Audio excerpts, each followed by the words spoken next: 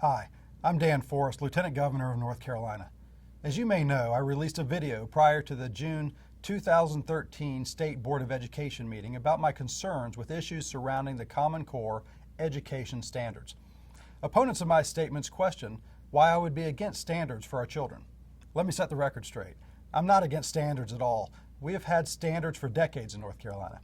I believe in standards, but I want them to be the best standards for North Carolina, with considerable input from our teachers, our local administrators, parents, and business leaders.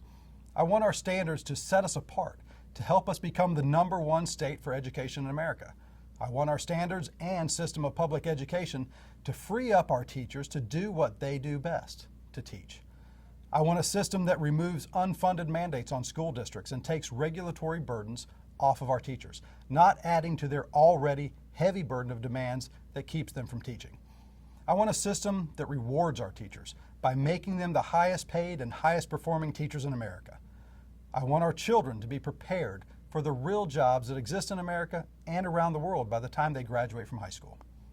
But I am concerned that North Carolina has not done the proper due diligence in vetting everything associated with the Common Core standards and what it will mean for our children, our parents, and our schools and our communities. Over the last few months, my staff and I have exhausted countless hours researching and attempting to find answers to questions raised by many parents, teachers, and even school principals.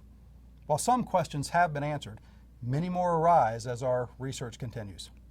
Questions like, what are the possible consequences of implementing new standards, new curriculum, new tests, new assessments, and a new methodology for teaching across all schools to all students in North Carolina at one time? What are the possible consequences of not properly field testing these items prior to rollout? What will it cost our state and our local communities to implement all aspects of this program? What is the cost of new curriculum, new books, and new computers to administer digital tests? What is the cost of new technology infrastructure to ensure deliverability? What will it cost to hire new IT staff at the state level, the county level, and in each school to secure firewalls, maintain systems, and repair hardware?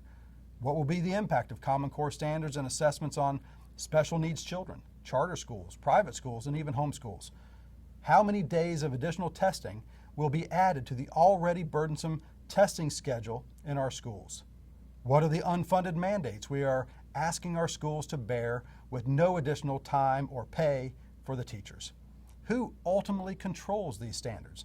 And do our local school districts have any authority over them? What data will be collected on our children, and who will have control over that data? How do recent changes in federal FERPA laws impact what information about our children can be shared with others? I believe these are reasonable questions to ask, and these are just a few of the questions that I have outlined in a letter to the Department of Public Instruction. Here's the web link you can use to access that letter to help you understand to a greater degree the full range of my concerns. Please read the letter and respond with your thoughts, ideas, and comments. These questions will either be answered quickly or they will lead to further dialogue and discussion prior to implementation.